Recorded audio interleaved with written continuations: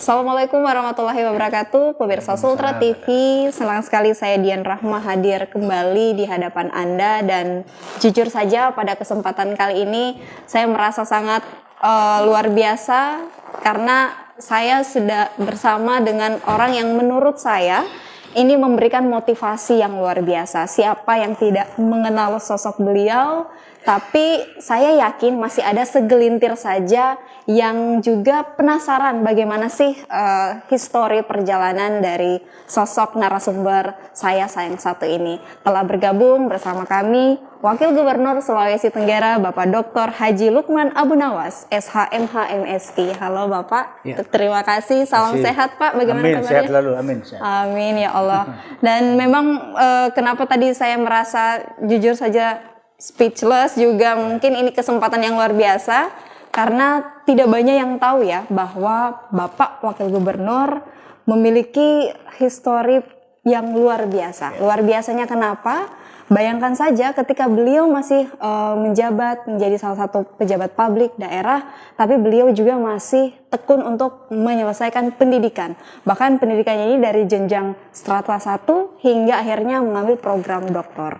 Luar biasa. Tapi untuk mengawali dulu, Bapak yang memang notabene adalah putra Kendari, lahir 11 September 1958 dari pasangan Bapak Abu Nawas dan Ibu Haja Siti Juharia. Boleh diceritakan tidak Pak? Memangkah cita-citanya di awal dulu itu kepikiran ketika besar saya ingin jadi pegawai negeri sipil, terus juga menjadi pemimpin daerah, sempat tidak Pak terlintas itu? Silakan. Terima kasih Dek. Iya. Assalamualaikum warahmatullahi wabarakatuh. Waalaikumsalam. Selamat pagi, salam sejahtera, Om Swastiastu, Namo Buddhaya, salam kebajikan. Tentunya berbicara masalah perjalanan hidup, saya secara pribadi tentunya seorang birokrat tulen. Iya. Yang start memang dari bawah. Betul sekali. Saya tahun 1975 sudah menamatkan SMA Negeri Teladan, 1 ya Kendari, SMA Negeri 1 Kendari. Oh, oke, pada saat tahun 75. Ketika itu oleh orang tua saya, Bapak dan Ibu, artinya mengajak dan memberikan semacam bimbingan dan motivasi, kamu harus sekolah ke perguruan tinggi di luar daerah kamu di Kendari Sulawesi Tenggara ini. Nah, jadi ketika tamat pada Januari 1975, saya masih ingat pada bulan Maret itu saya ke Makassar. Ke Makassar itu tujuan yang pertama untuk mendaftar pada Fakultas Kedokteran. Oh, pada saat di Unhas ya. Cuma karena sudah close tertutup ya, sehingga terpaksa kita beralih ke perguruan tinggi yang lain ya. Nah, jadilah saya waktu itu karena perguruan tinggi negeri yang ada selain Unhas adalah IKIP waktu itu. Institut Keguruan Ilmu Pendidikan di Gunung Sahari. Jadi saya mendaftar waktu itu karena memilih supaya perguruan tinggi yang negeri. Alhamdulillah saya lolos ya. Fakultas Keguruan Teknik FKT, masih ingat. FKT gitu ya FKT. Pak ya.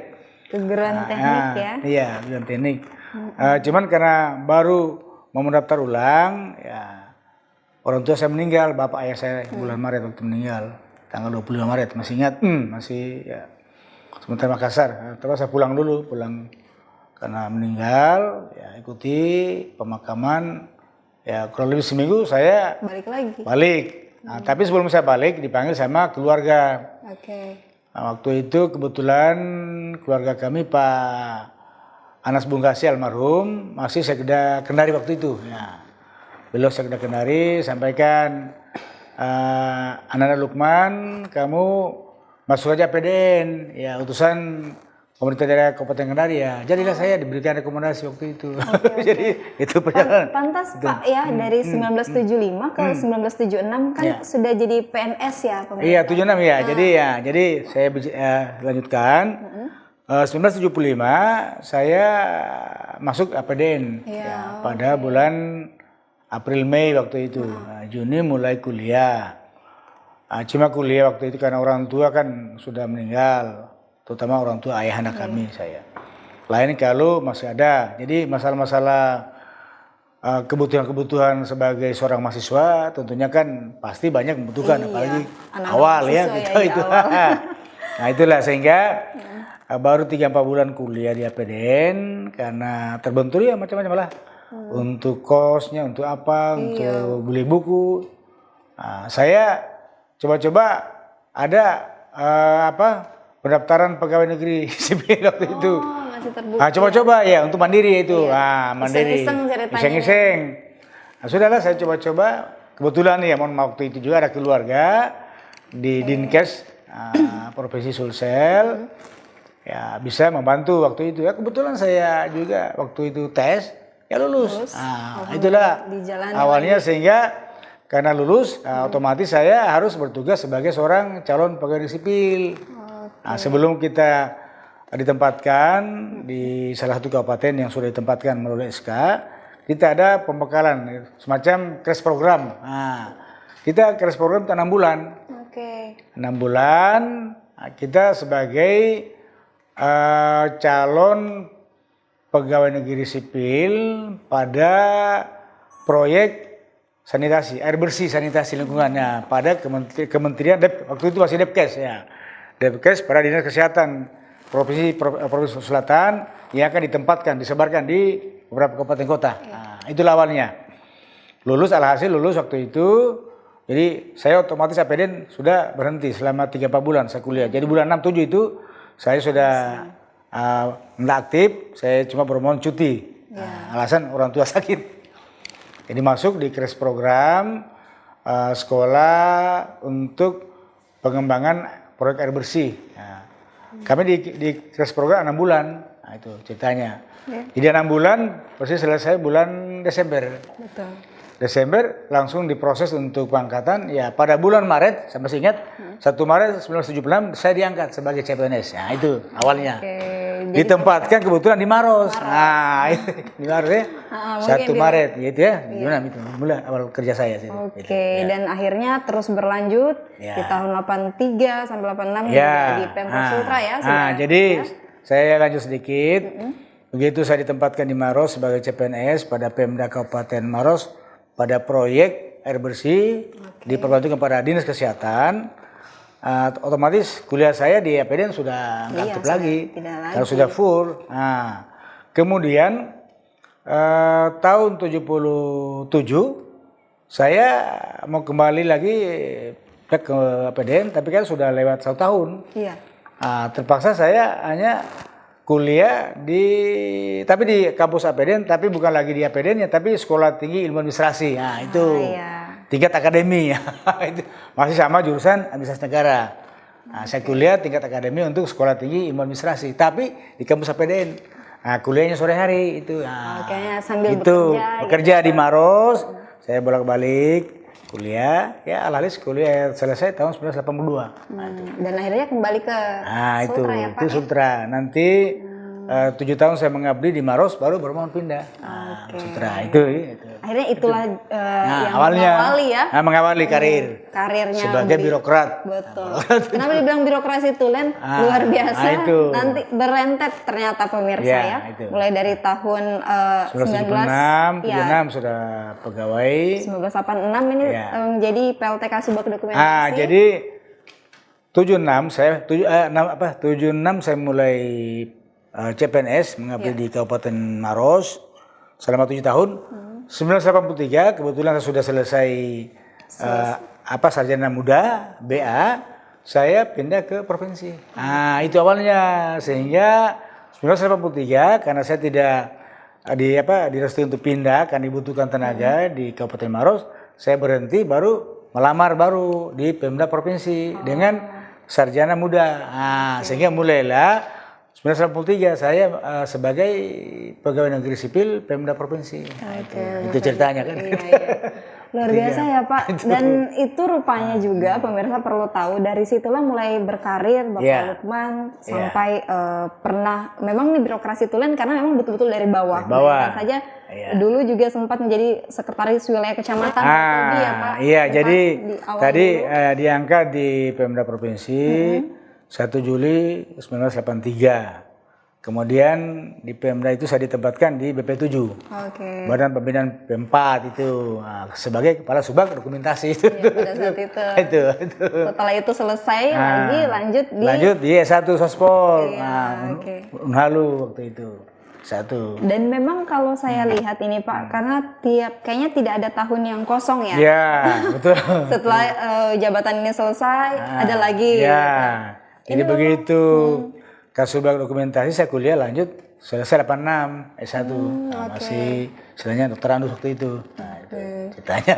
Luar biasa. Tapi Pak, apa sih sebenarnya yang memang memotivasi Bapak dari awal walaupun sedang bekerja tapi tetap terus harus melanjutkan pendidikan, Pak? Ya, jadi begini. Kebetulan ayah saya almarhum Abu Nawas duluan meninggal. Jadi yang mengasuh saya selama saya mulai start sebagai mahasiswa, sebagai calon pegawai negeri sipil, saya berkuliah adalah ibunda saya, Ibunda Haja Juhari Abu Nawas.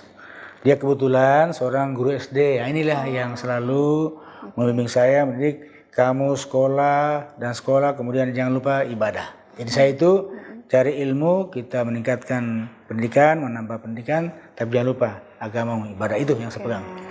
Dan sampai dipegang betul-betul sampai saat ini. Itu. Bahkan mengapa ini juga alasannya Bapak menyelesaikan terus pendidikannya bukan hanya dari program Strata 1, 2, bahkan program doktor sampai memang terakhir mengambil magister hukum. Ya, hukum ya. Itu. Memang dari awal ini kan agak tertarik sebenarnya ya Pak. Siksak istilahnya, siksak. Iya. Kenapa? Apa yang menjadi alasan sebenarnya? Jadi begini. Jadi kan saya 1983 kan di BP7 Pemda Provinsi. Jadi akhir 1986 saya diminta keluarga saya di Waktobi. Waktu itu masih Kabupaten Kendari. Nah, kebetulan Pak Anas Jual Almarhum masih sekda waktu itu. Bilang kau pindah mengabdi di kampungmu. Itu saya kan kelahiran Waktobi. Jadi 1986 Oktober saya pindah ke Pemda Kabupaten Kendari. Nah, selanjutnya November ditunjuk sebagai Sekcam, Sekretaris Camat, Sekwilca waktu itu, Sekretaris Wilayah Kecamatan Waktobi. Nah, pada 1987, Maret 87. Nah, kemudian kurang lebih 2 tahun saya diangkat camat. Nah, camat. Waktu camat saya sekaligus juga kuliah lagi di S1 Hukum di Unsultra. Karena waktu camat kan banyak masalah-masalah tanah, masalah-masalah sengketa perdata. Ini perlu kita ilmu hukum ya. Jangan asal menjabat saja tapi itu, ini ya Pak. Apalagi camat sebagai PAT, pejabat pembuat hak tanah yang bertalian dengan hukum. Nah, itulah sehingga saya kuliah lagi. Kuliah lagi lah, kayak gitu enggak apa-apa itu ceritanya, ya kan? Luar biasa. Nah, gitu. Sempat setelah jadi camat 6 tahun ya Pak ya? Iya, kurang lebih 7 tahun lah ya. Betul ya. Bapak juga menjadi kepala bagian pemerintahan dari Kendari. Iya, situ saya ditarik menjadi kepala bagian pemerintahan. Itu waktu kalau pemerintah saya itu masih kita cakupi wilayah Konawe Selatan, Konawe Utara, dan Konawe Kepulauan. Nah, kebetulan awal proses pemekaran Kabupaten Konawe Selatan, saya masih terlibat juga sebagai kepala pemerintahan. Jadi tahu persis. Ya, jadi mengawali dari kepala pemerintahan pada tahun 1996 akhir. Nah, kemudian saya 1 tahun berikutnya 1998 saya ditunjuk lagi sebagai Kadis Tata Ruang. Iya benar. Tata Ruang. Ini juga dari 1999 sampai 2003 ya. Iya, itu. Bukan. Enggak, 98 sampai 99. Ya, 1 tahun aja. Iya, 1 tahun. Baru dari itu Kadis Dikbud, Diknas masih itu. Dinas Pendidikan. Nah, waktu saya sudah selesai lagi S1 Ilmu Hukum, sarjana hukum. Waktu saya Kadis Diknas, saya lagi mulai kuliah S2. Kuliah S2 jurusan manajemen pemerintahan dari Unhas, tapi tempat kuliahnya di UHO, Nah, Universitas Sabah Oleh beliau pada itu saat waktu itu. Nah, sudah gadis Diknas itu. Nah, itu. Jadi setelah luar biasa sebenarnya panjang sekali panjang. sampai akhirnya Bapak menjadi wakil gubernur saat ini. Itu. Tapi yang saya tarik di sini bahwa luar biasanya ketika Bapak menjabat suatu jabatan yang baru, Bapak tidak henti-hentinya juga untuk bagaimana bisa meningkatkan mutu pendidikan gitu. Nah, lagi-lagi apakah memang ini sudah menjadi ciri khas seorang Bapak Lukman atau bagaimana? Ya, memang karena saya dididik apalagi seorang guru SD, ibunda saya yang harus tanamkan bagaimana kita memperdalam dan memperluas ilmu penting sekali, karena ilmu itu dimanapun kita berada dan sampai kapanpun kita dapat memanfaatkan. Nah, tapi kita sinkronkan dengan akidah agama kita, jadi sinkron ya. Nah, jadi dengan saya menjabat Kadis Diknas waktu itu kurang lebih hampir 6 tahun. Nah, saya juga tentunya sudah mulai kuliah di S2 itu yang bilang. Jadi selesai manajemen pemerintahan pada 1999. Kurang lebih 2000-an ya. Iya, nah, itu. Selesai begitu saya langsung lagi S3, sambung. Jadi begitu saya mau selesai S2, saya sambung S3. Bahkan di tahun 2003 sampai 2008, Bapak sudah menjabat sebagai Bupati. Dari Kendari ya pada Kadis Diknas saya kan mulai 1998 sampai 2003. Benar. 2003 Januari itu sebenarnya saya lolos untuk Sekda Kabupaten Kendari. Cuma sudah kepilih jadi bupati melalui DPRD ya, sehingga saya tidak dilatih lagi sebagai sekda. Tapi saya menjadi bupati dari basic jabatan Kadis Diknas ya itu. Luar biasa. Bertahan lanjut, tidak berhenti di situ. Jalan lagi. Jadi Bupati Konawe juga setelah itu ya Pak ya. Jadi waktu itu 2003 masih istilahnya Kabupaten Kendari. Kabupaten. Nanti 2004 saya rubah namanya menjadi Kabupaten Konawe. Karena waktu itu 2003 sudah mekar Konawe Selatan. Nah, sehingga waktu itu Pak Menteri Dalam Negeri, Pak almarhum, Pak siapa ini, yang mantan Gubernur Jawa Barat, tanya kenapa kok induknya Kabupaten Kendari, pemekarannya Konawe Selatan.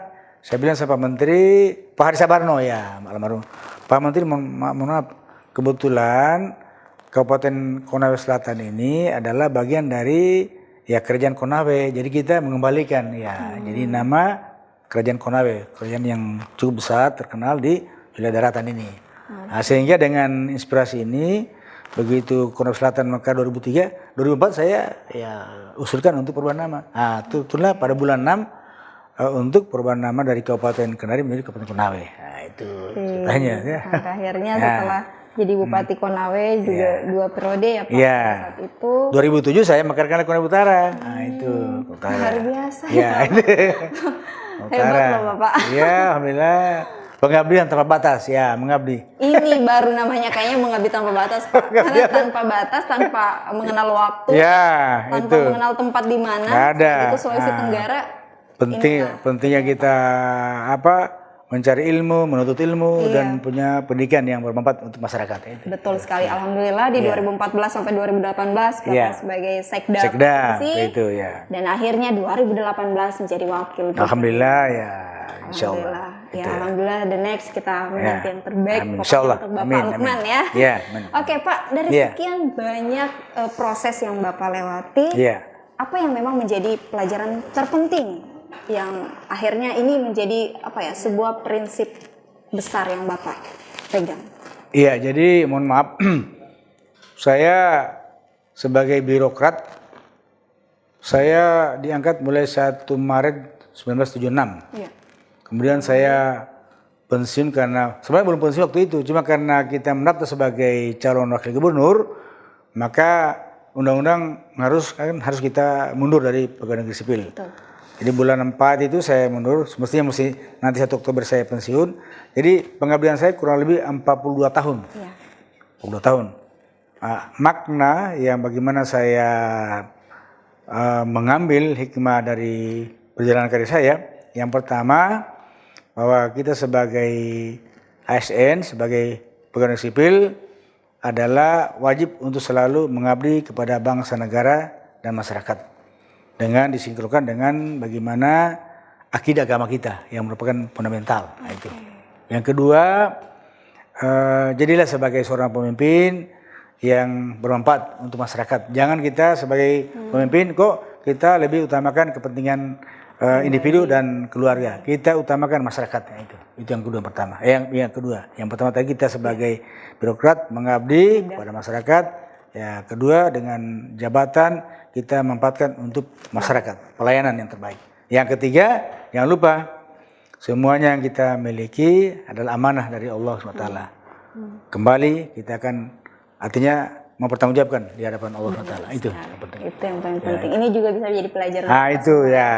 Itu. Oke, setelah yang satu ini kita masih akan kembali pemirsa Sultra TV, jangan kemana-mana, masih juga bersama dengan Bapak Lukman di sini. Masih akan banyak hal yang akan kita tanyakan kepada beliau. Tetap dalam dialog khusus.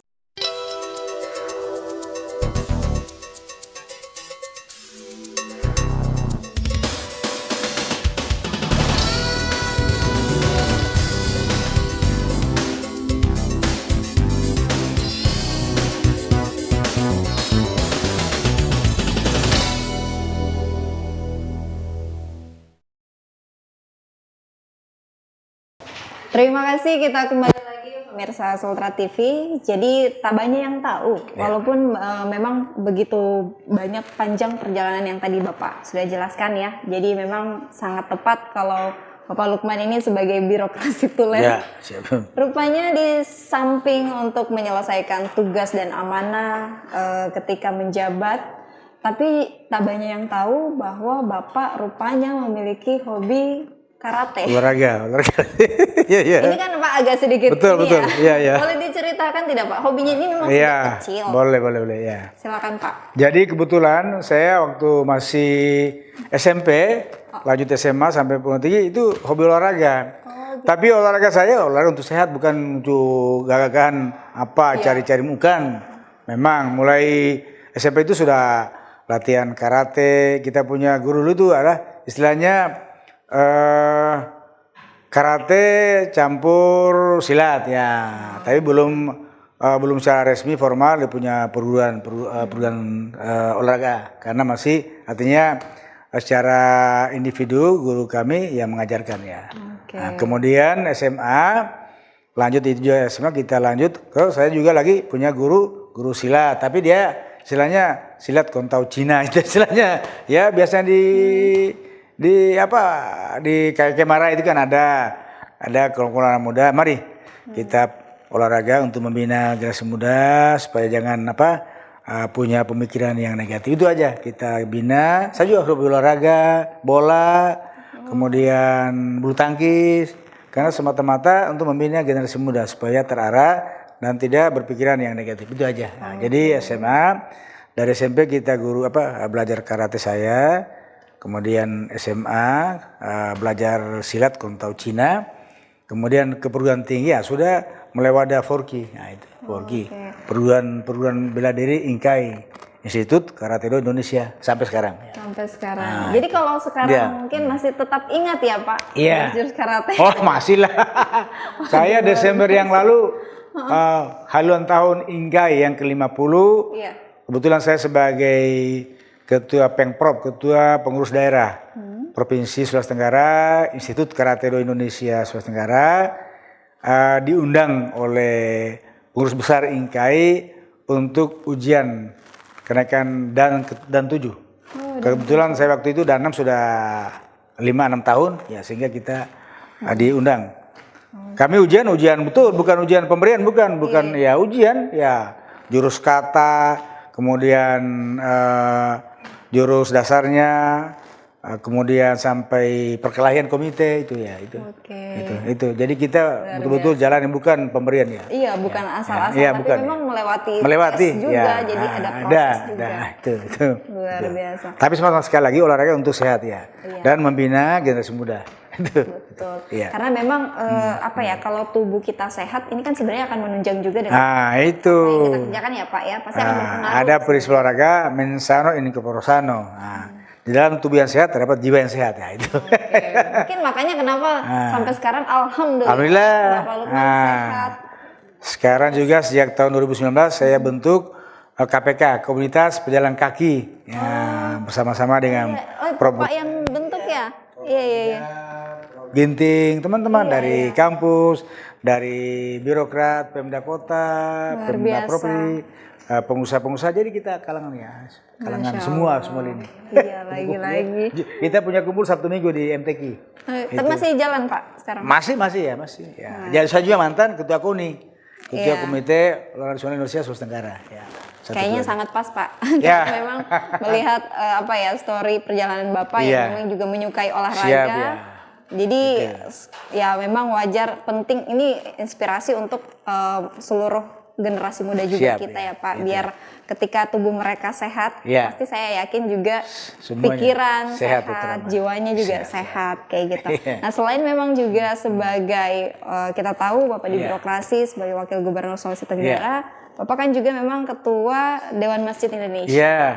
Kalau kita lihat ini memang selaras dengan prinsip yang tadi Bapak katakan bahwa memang agama, akidah ini juga memang harus jalan berbarengan. Betul. Gimana kalau Bapak tanggapan Bapak memang saat ini ya kita tahu kan anak-anak muda juga kebanyakan yang mulai karena banyaknya pengaruh mungkin Pak. Akhirnya akidah dan agama mulai tergeser. Ini menurut Bapak seperti apa sih? Saya sebagai pimpinan wilayah Dewan Masjid Indonesia sejak 2019. Yang lantik waktu saya itu Pak Komjen Purnawirawan Pak Sapudin, Wakil Ketua Pimpinan Pusat, Wakil Pak JK. Jadi Dewan Masjid ini merupakan organisasi pembinaan agama, khususnya agama Islam. Agama Islam yang punya basis di masjid. Karena masjid merupakan pusat pembinaan akhlak mental, pusat dakwah dan pusat ibadah. Jadi prinsip-prinsip masjid yang perlu kita makmurkan jamaahnya. Kemudian juga kita bagaimana memakmurkan jamaah. Memakmurkan artinya bagaimana dengan masjid ini kita bisa olah bisnis, kita berikan pemikiran-pemikiran yang positif, bagaimana kita berupaya, berusaha di jalan Allah dan bagaimana bisnis yang sesuai dengan ajaran agama Islam.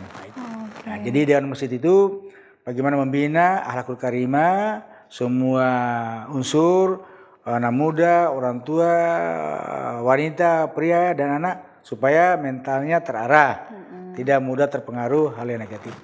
Jadi perlu pemahaman akidah sehingga sejak awal, apalagi sejak tingkat SD, SMP, SMA itu kadang-kala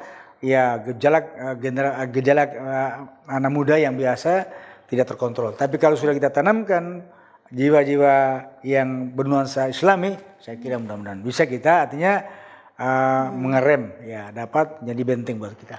Iya, ini yang memang harus sebenarnya disadari oleh para generasi muda. Penting. Dan memang ini juga saya yakin makanya kenapa prioritas program-program dari Bapak Lukman beserta dengan Gubernur yang kita kenal dengan 5 pilar itu itu Sultra. Saya mulai mensinkronkan makanya kenapa ada Sultra cerdas, Sultra sehat. Karena mungkin di dalam jiwa yang sehat, tubuh yang kuat, itu akan mempengaruhi juga kecerdasan kita, niat kita untuk terus mengembangkan pendidikan. Makanya ada program Sultra cerdas, gitu kan ya Pak. Untuk kalau sehat ya ada Sultra sehat seperti itu. Jadi begini Mbak, kebetulan waktu kami dipercaya oleh masyarakat, kami punya visi misi. Jadi visi kami berdua, Pak Limasis sebagai gubernur, saya sebagai wakil gubernur Haji Lukman, menuju Sultra yang aman, maju sejahtera dan bermartabat. Kemudian dengan 5 pilar, yaitu program Sultra Sehat bidang kesehatan masyarakat, Sultra Cerdas bidang pendidikan, kemudian yang ketiga Sultra Peduli Kemiskinan, membantu masyarakat tidak mampu, kemudian program Sultra Beriman dan Berbudaya, pembinaan keagamaan, kemudian yang Sultra yang produktif. Semua potensi sumber daya alam yang ada di Sulawesi Tenggara kita manfaatkan untuk peningkatan produktivitas usaha-usaha demi kesejahteraan masyarakat. Itu 5 pilar. Kemudian dengan moto Garbarata, gerakan akselerasi pemerataan pembangunan antara wilayah daratan Dan dengan wilayah lautan atau kepulauan. Nah, itu Garba Rata. Biasa. Nah inilah yang memang dituangkan juga sama Bapak sampai sejauh ini. Makanya kenapa Bapak sangat konsen terhadap kesehatan, itu. pendidikan, Nah, semua. Pak. Dan juga tak lupa ya kita sebagai umat yang beriman. Itu sudah beriman Akidah dan akhlak luar biasa. Pak sampai di titik ini pun saya yakin kan Bapak bagaimana memikirkan kesejahteraan masyarakat. Tapi tak lupa juga prinsip-prinsip yang Bapak pegang teguh ini Bapak berikan kepada anak-anak. Nah, bagaimana sih kalau untuk anak-anak di rumah Pak? Apakah memang banyak juga yang mengikuti jejak Bapak sebagai seorang birokrasi tulen atau seperti apa? Alhamdulillah anak saya ada 5. 4 itu semua PNS ASN. Jadi yang tua dia kerja di Pemda Konawe, sudah kadis. Yang kedua juga pegawai Pemda di Konawe sebagai kepala bidang, sekretaris dinas. Kemudian yang ketiga juga PNS, dia di Konawe juga di Bapenda. Kemudian yang keempat juga PNS, dia dari tamatan IPDN. Nah, dia sekarang di Koltim sebagai sekretaris dinas. Nah, kemudian yang kelima yang bungsu sementara kuliah sudah 2 tahun ini. Jadi saya dalam rumah tangga yang pertama saya berikan pembinaan adalah akhlak agama. Harus patuhi agama, iman takwanya betul-betul mantapkan. Kemudian kedua perlu menimba ilmu. Ilmu penting buat diri kita dan kepentingan masa depan. Nah, kemudian ketiga jangan lupa kita sebagai makhluk sosial kita senantiasa hidup untuk saling menghargai, menghormati, dan saling membantu. Itu prinsip kehidupan. Tapi sempat di awal memang Bapak atau sebenarnya memberikan kelonggaran saja kepada anak-anak ketika besar nanti mau jadi apa terserah saja atau memang sudah dibentuk dari awal bahwa akan menjadi aparatur sipil negara atau seperti apa Pak? Jadi begini, waktu saya kebetulan, mohon maaf, waktu Bupati Kendari dan Konawe, anak saya waktu itu sudah ada yang kuliah 3 orang. 3 orang di Jogja. Jadi begitu mereka selesai, kebetulan ada penerimaan PNS, mereka sudah. Saya juga tidak wajibkan untuk masuk PNS. Kalau mau saya silakan, mau masuk jadi PNS monggo, mau jadi swasta boleh Jadi mereka pilih untuk PNS dan tes alhamdulillah lulus Itu memang mereka sendiri. Betul. Walaupun misalnya yang perempuan suaminya juga ada pengusaha, yang laki-laki ada istrinya jadi anggota DPRD. Artinya bagaimana masing-masing keluarganya dia bisa bimbing dan bagaimana mengarahkan yang baik gitu. Yang paling terpenting itu tadi prinsip-prinsip saja yang Bapak pegang yang coba untuk diberikan kepada anak-anak. Itu yang utama. Itu yang paling penting. Siap. Dan sampai sejauh ini dari sekian panjang proses perjalanan dari seorang Bapak Lukman Abu Nawas, kita tahu memang di awal kan sempat waktu kita flashback kembali yang tadi bahwa memang awalnya mau daftar menjadi kuliah kedokteran ya Pak. Tuh. Apakah memang cita-cita awal itu jadi dokter? Memang begitu mau dokter, tapi kan Allah kita barangkali belum merestui juga sudah jadi. Tapi alhamdulillahnya birokrasinya tulen loh Pak. Sudah 42 tahun 40 tahun mengabdi kita. Luar biasa. Nah ini mungkin juga pelajaran untuk kita bahwa apapun profesi, apapun pekerjaan kita tetap yang paling penting adalah loyalitas. Itu yang utama. Itu yang utama dan itu yang Bapak terapkan dan alhamdulillah memang sampai sejauh ini Bapak menunjukkan pengabdian yang tanpa batas. Jadi prinsip saya hidup ini adalah mengabdi kepada agama, bangsa dan masyarakat. Wa ma khalaqtul jinna wal insa illa liya'budun. Allah menciptakan bangsa jin dan manusia untuk menyembah, mengabdi kepada Allah semata, kepada masyarakat, bangsa dan agama. Nah, itu yang paling utama, kita mengabdi. Jadi ilmu yang kita dapatkan kita persembahkan ke masyarakat. Jabatan yang kita dapatkan persembahkan. Harta rezeki yang kita dapatkan kita persembahkan. Kita bersedekah, kita berinfak sebagainya gitu. Luar biasa. Itu aja kayaknya. Kalau hidup mau sukses itu aja kayaknya rumusnya Pak. Karena semua itu kan seorang pemimpin kan memang ditakdirkan oleh Allah, memang sudah diberikan rahmat. Tapi jangan lupa pemimpin yang baik artinya harus diamanah, terpercaya buat dirinya, keluarga dan masyarakat. Yang kemudian dia harus tablik. Tablik artinya dia betul-betul harus senantiasa dapat juga mendidik, membina sesama masyarakat umat bagaimana dia dapat bermanfaat. Ya, kemudian juga prinsip Fatona. Fatona itu dia betul-betul dia cerdas dia. Harus kita selalu bagaimana menimba ilmu pengetahuan. Nah, kemudian di samping itu juga harus senantiasa kita bagaimana sidik jujur. Sidik itu yang utama. Sidik sebagai kepala keluarga, sebagai pemimpin, dan sebagai hamba Allah. Jujur. Ya. Itu yang paling harus diterapkan ya di hidup kita, insya Allah. Baik pemirsa, luar biasa. Setelah yang satu ini kita masih akan kembali lagi. Jangan kemana-mana, tetap dalam dialog khusus.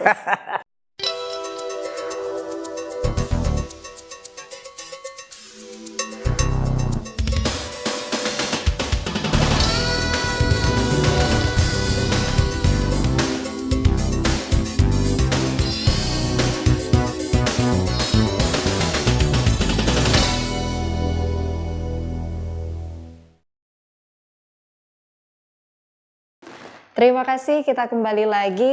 Jadi sifat-sifat serta yang tadi sudah dijelaskan oleh Bapak Lukman memang harus diterapkan karena inilah sebenarnya yang menjadi kunci utama ketika kita menjadi seorang apapun itu, mau menjadi pemimpin daerah atau menjadi seseorang yang memang dipercayakan oleh masyarakat dalam mengemban amanah, ya memang kita harus menerapkan sifat-sifat yang tadi sudah dijelaskan. Luar biasa. Dan perlu juga diketahui oleh masyarakat bahwa Bapak selain memang tadi sudah menjabat sebagai pimpinan Dewan Masjid, Bapak juga pernah menjadi ketua KONI ya Pak. Dan saat ini juga ada yang dikenal dengan LA Center.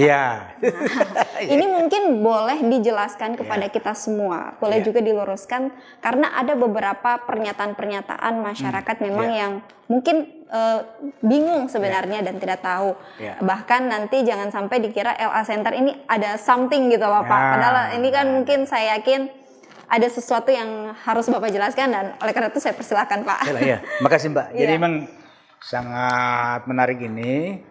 Jadi sebagaimana yang saya katakan waktu awal diskusi kita, buat saya prinsip pengabdian tanpa batas. Hidup dunia ini untuk menyembah, mengabdi kepada Allah SWT. Kemudian bagaimana perlunya kita menimba ilmu dan bagaimana akidah agama kita betul-betul selalu pertahankan. Nah, sehingga dengan adanya berdirinya lembaga Yayasan Kemanusiaan LA Center ini atau Lukman Center, ya sebenarnya LA Center ini bukan nanti sekarang kita bentuk atau kita laksanakan pelayanan apa saja. LA Center ini sebenarnya cikal bakal dari yayasan orang tua kami.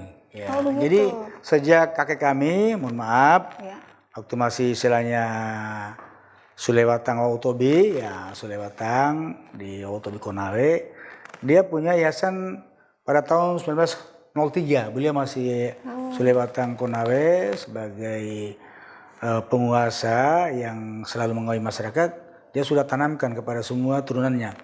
Ada yayasan Abdi Konawe. Jadi itu awalnya. Jadi walaupun kami sudah tidak riki lagi, kami punya kakek karena sudah kami lahir tahun berapa. Tapi orang tua kami belum lahir Pak. Iya betul ya. Jadi ini diteruskan oleh kakek kami lagi. Jadi kan kami punya kakek buyut itu yang 1903. Kemudian 1903. Waktu itu masih istilahnya belum merdeka, tapi yayasan sudah ada yang bergerak dengan kemanusiaan dan kemasyarakatan. Nah, itu ya. Kemudian waktu orang tua kami, ayahanda kami, dia sebagai kepala pemerintahan negeri di Kolaka waktu itu, KPN tahun 1955 sampai 59, dia teruskan. Jadi ada yayasan Abdi Konawe. Sudah ada yayasan Konawe. Tapi dia dalam bentuk koperasi. Koperasi untuk bagaimana koperasi ini, koperasi simpan pinjam, koperasi usaha bagi keluarga, tapi dia menyalurkan misalnya kalau ada keuntungan atau hasil usaha, dia bagi sedekah per masyarakat. Tapi kebanyakan untuk agama, untuk fakir miskin dan ilmu untuk bagaimana keluarga kami dari Konawe untuk bagaimana lanjut sekolah itu.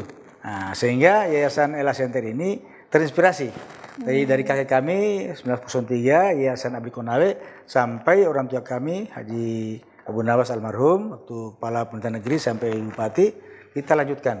Masih Yayasan Abdi Konawe tapi dalam bentuk koperasi.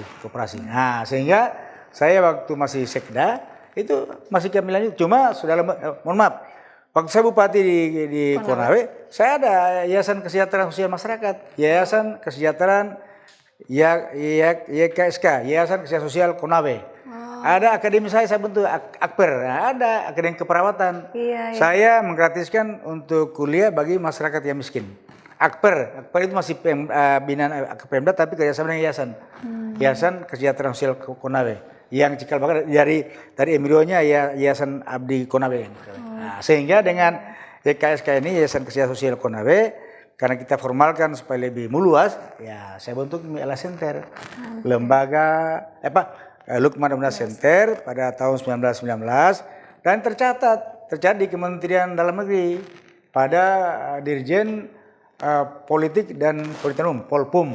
Nah, jadi dia sebagai yayasan kemanusiaan, yayasan kesejahteraan masyarakat. Jadi kemanusiaan dan kemasyarakatan yang bergerak antara lain di bidang pendidikan, bidang kesehatan, bidang pemberdayaan masyarakat, bidang hukum, bidang pendidikan dan sebagainya. Jadi bukan yayasan politik, nggak ada.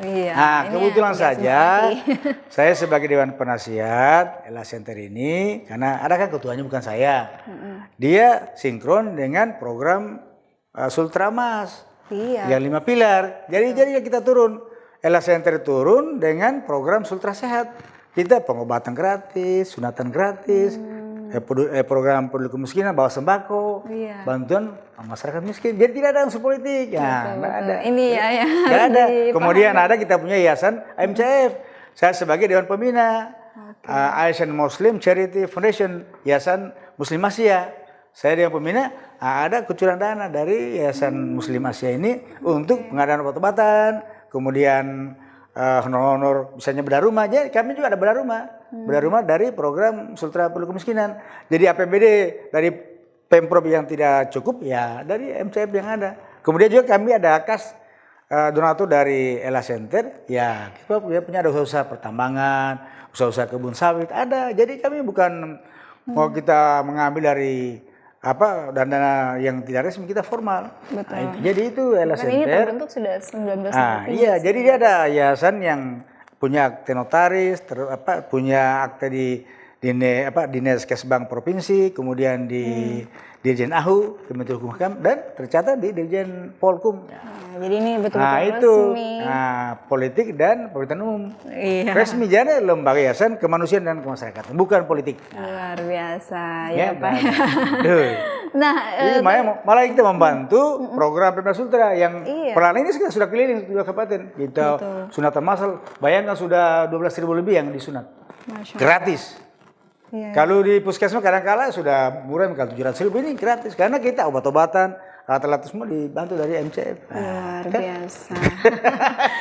Jadi mohon maaf kalau ada keluarganya yang belum sunat mau ya. Iya, ya kayaknya boleh ya Pak. Ya mau umroh ada kita. Nanti insya Allah dari TV Sultra nanti siapa yang ditunjuk. Insya Allah Pak. Ya, Amin ya ada. Allah. Ada nanti ya siapa yang nanti Mas Pur ya tunjukan. Iya. Itu. Ya ini Sultra beriman kita. Jadi betul. Pak, dari sekian banyak yang Bapak jalankan amanah ini, Bapak di LA Center, Bapak sebagai juga Wakil Gubernur Sulawesi Tenggara. Tentu kan banyak sekali yang harus amanah-amanah yang harus diselesaikan. Gitu. Betul. Bapak punya tips dan trik sendiri tidak untuk membagi waktu agar semua ini berjalan beriringan, Pak? Banyak sekali loh, Pak. Betul ya. Ini gimana Pak tanggapannya? Ya, yang pertama kita hidup sekali lagi bagaimana selalu kita merasa syukur pada Allah. Kita mensyukuri akan nikmat apa yang Allah berikan dan jangan lupa kita selalu betul-betul berdoa minta pada Allah SWT supaya selalu diberikan hidayah, petunjuk yang terbaik. Jadi kalau kita selalu yakin, percaya, kita selalu bagaimana menyembah kepada Allah dengan ikhlas, maka banyak-banyak saja Allah berikan kita tuntunan dan petunjuk. Oh ini yang baik, ini jangan ya. Itu. Tapi prinsipnya itulah kita kerja dengan ikhlas usaha dan jangan lupa saya itu prinsip mohon maaf Pak Pur, saya sejak bupati itu gaji saya tidak pernah saya terima. Saya itu sedekah infak. Ya, karena kita sebagai umat Islam ya jangan lupa 2,5% ya. Ada hak orang Penghasilan lain. ya ada haknya orang lain, itu aja ya. Jadi kita alhamdulillah kita berikan, jadi ya mereka juga doakan kita supaya kita sehat, itu aja. Ya, nikmat yang kita betul-betul yang sangat luar biasa, nikmat sehat dan kekuatan dan hidayah. Oke. Kira-kira apa yang terakhir mungkin apa yang bisa menjadi mungkin ini termasuk harapan closing statement juga untuk atau juga apa yang menjadi pandangan Bapak untuk sumber daya alam, sumber daya manusia kita Sulawesi Tenggara khususnya Pak ke depannya. Betul. Apa yang diinginkan? Jadi Sulawesi Tenggara ini adalah daerah yang luar biasa kaya akan potensi sumber daya alamnya maupun potensi sumber daya manusianya. Jadi yang pertama tentunya mari kita kelola dan manfaatkan dengan sebaik-baiknya dan penuh kebersamaan. Tentunya kalau jajaran Pemda Provinsi tidak mungkin mampu memanfaatkan secara sendiri-sendiri. Ya, pasti ada bantuan para investor, kemudian juga dari kementerian lembaga pemerintah, bagaimana misalnya potensi SDM kita, sumber daya mineral ya, pertambangan yang cukup luar biasa. Karena untuk potensi tambang nikel di Indonesia yang terbesar di Sulawesi Tenggara. Ada 6 kabupaten. Benar. Konawe Utara, Kolaka Utara, kemudian Kolaka, kemudian Konawe Selatan, Bombana dan Konawe sendiri.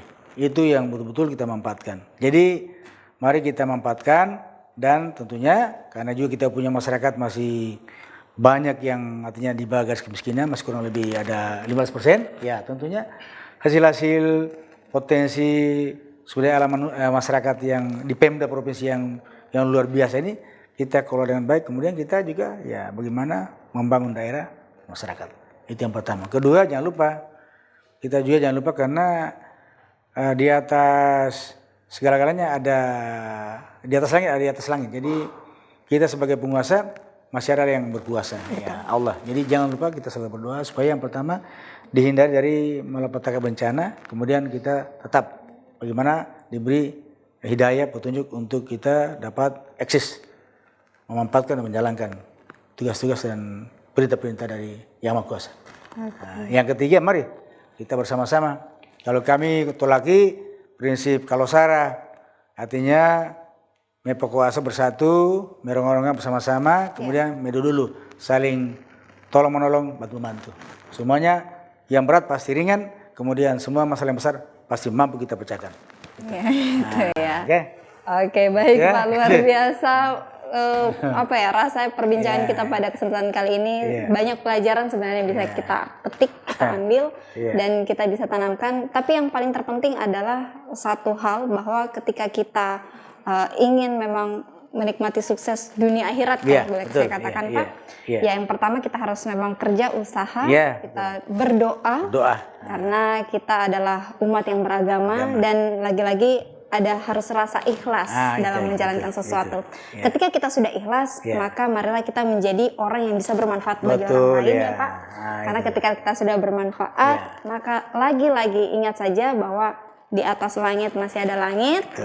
Dan saya yakin kita pasti bisa untuk terus merasakan kesuksesan yang memang betul-betul ini tiada habisnya. Betul. Gitu. Dan tidak terasa waktu perbincangan kita sudah berakhir. Tapi sebelumnya saya terima kasih Bapak Dr. Haji. Saya lebih terima kasih lagi sudah berkenan diundang luar biasa ya. Banyak pelajaran ya Pak yang bisa kita sharing. Semoga juga ini bisa menjadi motivasi, inspirasi untuk kita semua. Akhir kata saya beserta kru yang bertugas pamit undur diri. Wassalamualaikum dan sampai jumpa. Wassalam.